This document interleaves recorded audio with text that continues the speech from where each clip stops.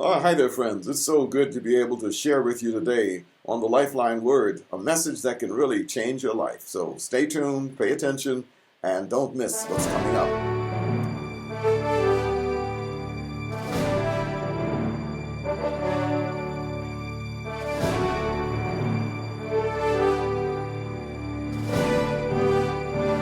This is the Lifeline Word, a message from Lifeline Ministries in the Bahamas that brings help, hope, and a home.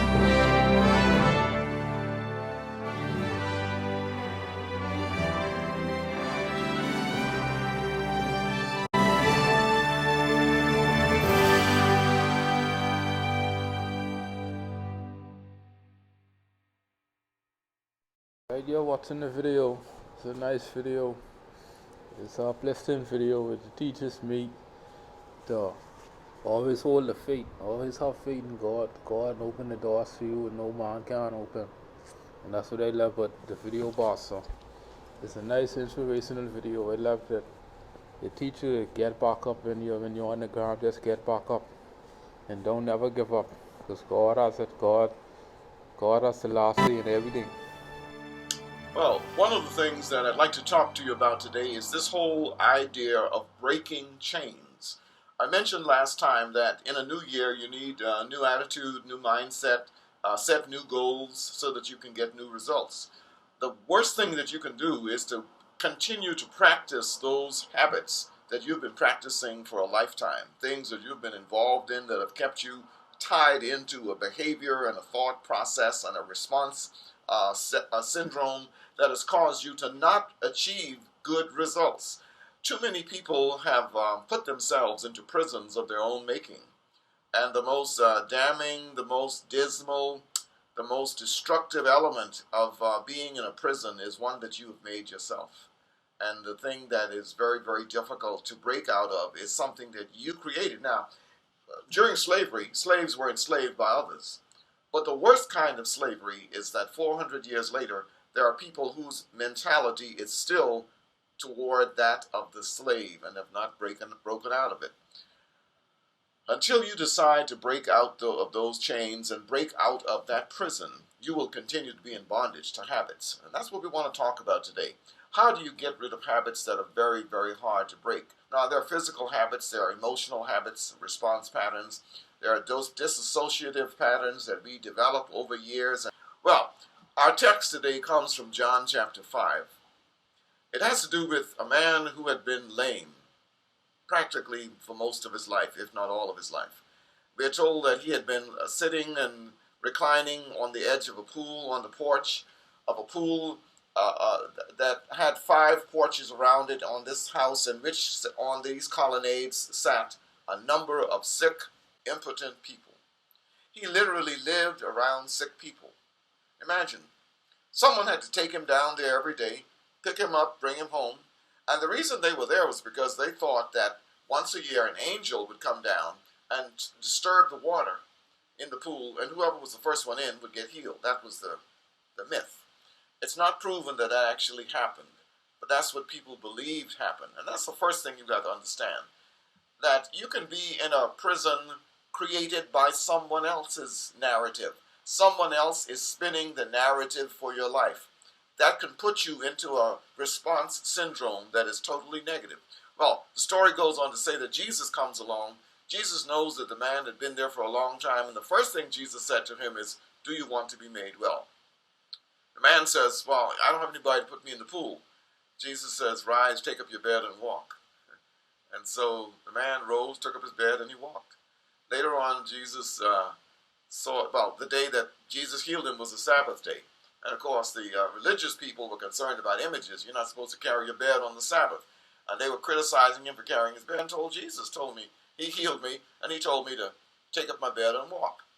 And the act of walking, you understand, was an act of defiance. It was the ultimate rebellion against the prison that he had been relegated to for so long. Later on, Jesus saw the man, and because the man did not know who Jesus was, and he did not really know him like that. And so later on, the man sees Jesus. Jesus says to the man, "Listen, go and sin no more. Okay, stop your sinning ways, lest something else happens to you. Don't sin anymore."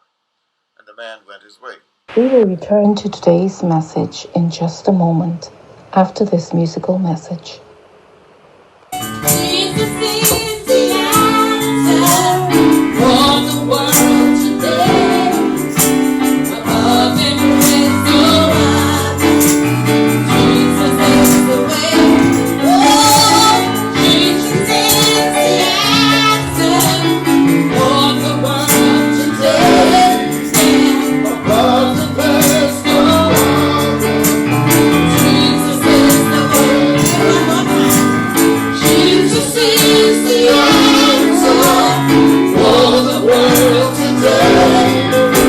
Above him is no other. Jesus is the way. Oh, Jesus is the answer for the world today. Above him is no other. Jesus is the way. You got some questions, you can call and tell me your mind. Treat this love with love and peace you can find. Reflection on the past, in the face you every day. But this one thing I do know, Jesus is the answer. Jesus is the answer for the world today. Oh, yes, he is. Above him is no other. Jesus is the way. Oh, Jesus is the answer for the world today. Thank you, Lord. Above him is no other. Oh, yeah. Jesus is the way. Oh, I know you got some mountains that you think you cannot climb. Oh, I know your skies are dark and your things are in case you don't know that the world is not assured. Everything he promised, he will do for you. Oh, Jesus is the answer for the world today. Above him is no other. Jesus is the way. Oh, Jesus is the answer for the world today. Yes, he is. Above him is no other. Jesus is the way, the truth, and the life. Jesus is the way, he's the truth and the life. Jesus is the way. I said he's the only way. Jesus is the way. I said he's the only way. Jesus is the way. Oh, the only way. Jesus is the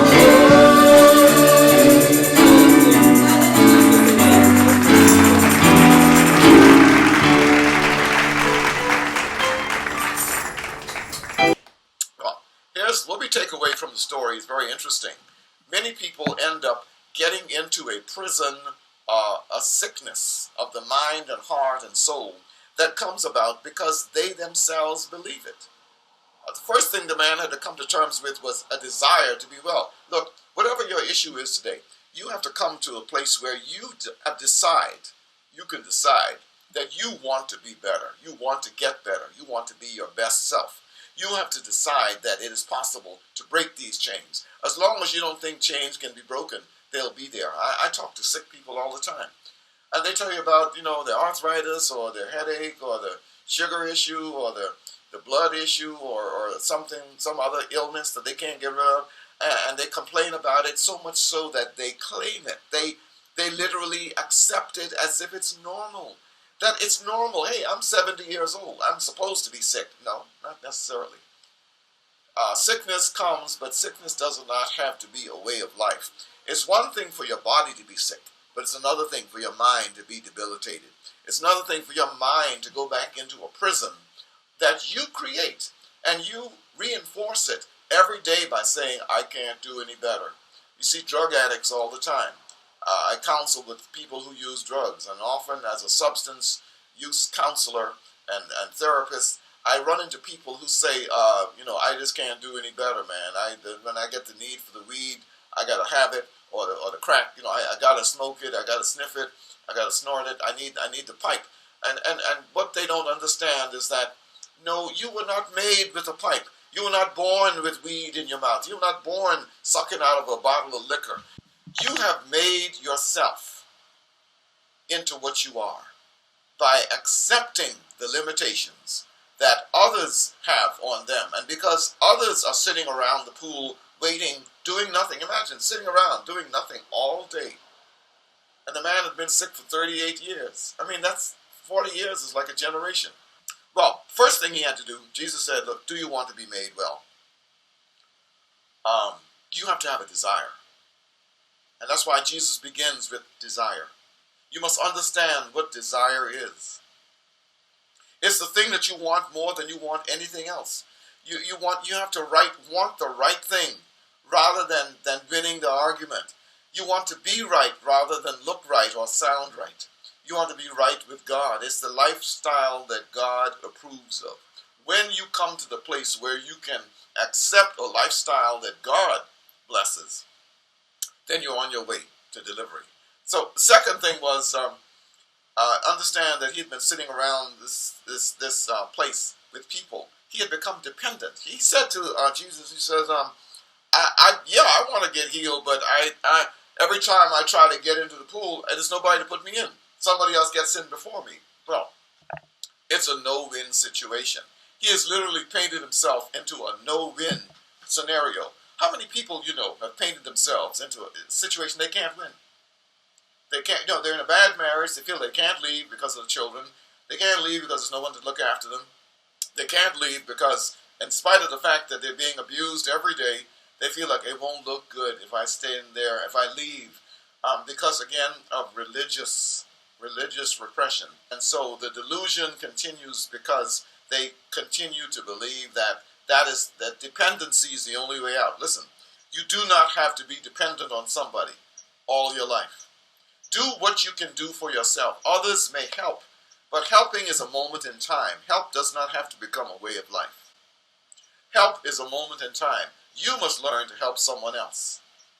So the man is at the side of the pool and he's dependent. You got to break that cycle of dependency. And what we call, the term in counseling we use is codependency. Codependency is a terrible, dangerous, damnable, and totally inexcusable condition to be in, because you can't get out of it when you put yourself in it. You have to take yourself out. You have to, first of all, have a desire to be out. Secondly, you've got to break the cycle of codependency. The third thing you've got to do is take action. Jesus said, look, what you got to do, man, I want you to get up. Just stand up. Take up your bed. The thing that you've been resting on, you now carry it. Watch the reversal, the psychological reversal. You've been sleeping on your bed. Now you carry the bed. Show people that you have the means.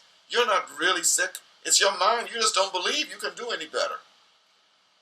And finally, understand that there are many people who refuse to go to the doctor. They refuse to take their medicine. Learned about a man the other day who had high blood pressure for years. Doctor gave him medicine. He won't take his medication. He said it makes him feel weak. He didn't take it. He had a stroke and he died. Many deaths can be avoided if we simply take action. Here's somebody weighing 350 pounds. Oh my goodness. Doesn't exercise. He sits around, watches TV. He works, but he sleeps and he eats. And the problem is you've got to take some action. Get up and walk. Get up and exercise. Push away from the table every now and then. The only exercise some people do is bending that elbow, lifting the fork to their mouth. You got to do more than that, folks. You got to get to a place where you take some serious action to break the cycle of dependency and break the chains that are binding you. And then finally, the last thing Jesus tells him, he says, you got to stop sinning, man. He goes to him in verse 14 of John 5, and Jesus says to him, you need to stop sinning. Jesus says to him, you've been delivered from your paralysis. Now you can walk.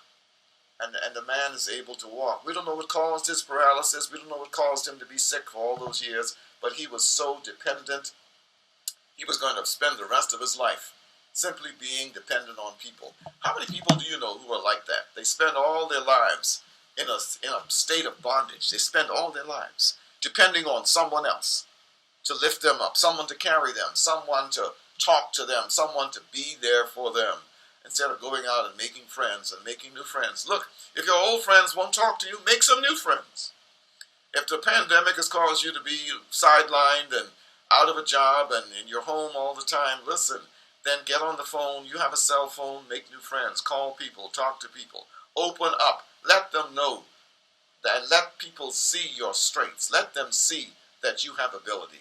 And my friend, if you learn to do that, remember those 4 steps. You have to have a desire to get well. Secondly, you got to get away from those people that are sick. Stop hanging around and hanging out with them. Rise, take up your bed and walk. Thirdly, take action. Leave the scene of dependency. And then finally, fourthly, stop sinning. Whatever you're doing that's causing you to fall down. Let me just say another word about the sinning aspect. Sinning is that which God says is objectionable, something that God has an objection to. There are many things that God may not even say anything about, but when it comes down to anything that violates His will for your life and violates His purpose and plan and design for you is wrong. And that's what you need to step away from. And you know what it is. No one has to tell you what sin is. You know what sin is, because God has given you a conscience. And if you're a Christian believer today and you know God, then you understand what's wrong and what's right. Never lose sight of what's right and wrong. Always keep it clear in your mind, because there is no healing, there is no wholeness until you come to the place where you recognize that there are boundaries in life.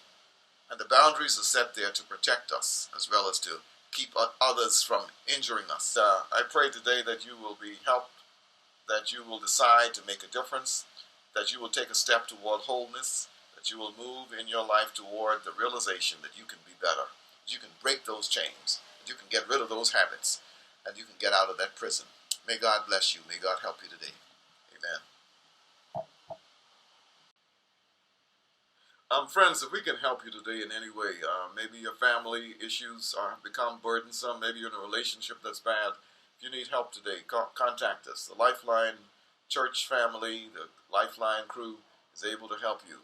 It's an online ministry at this point, but we can reach across the miles and we can help point you in the right direction of deliverance and the right direction of achievement and the success that God has for you.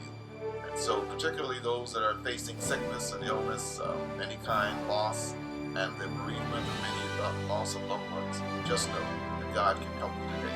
And so as we extend that helping hand to you today, know that you reach out, you take that hand, and know that God will stand by and solidify that relationship.